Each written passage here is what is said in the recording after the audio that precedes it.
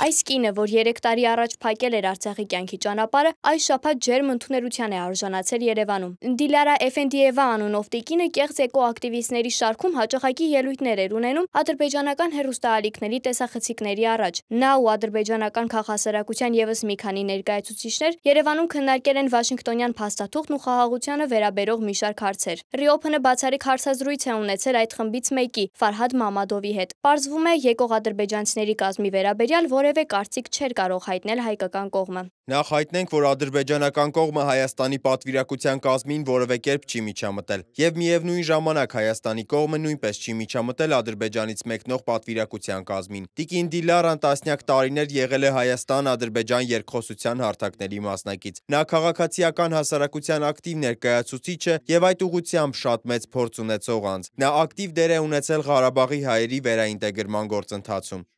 Ավելին, ըստ Հարավային Կովկասի հետազոտությունների կենտրոնի ղեկավարի, Էֆենդիևայի մասնակցությունը եղել է ոչ թե հակահայկական, այլ ընդհակառակը ուղղված Արցախի հայերի վերաինտեգրմանն աջակցելուն։ Մամադովն ասում է, ադրբեջանական հանրության մեջ էլ կարծիքները միանշանակ չեն։ Ներկայումս մենք դիտարկում ենք այս այցի արձագանքները։ Մեծ մասը դա դրական է ընդունել ինչպես Ադրբեջանում, այնպես էլ Հայաստանում։ Իհարկե կան նաև դժգոհ հատվածներ եւ մենք մեր դիտարկումները կառուցել ենք այնպես, որ պարզենք, թե ինչպես ենք գնահատում այդ դժգոհությունը կամ թերահավատությունը, որովհետեւ մենք փորձում ենք մեր քննարկումները կառուցել այն թեմաների շուրջ, որոնք անհանգստացնում են մեր հասարակություններին։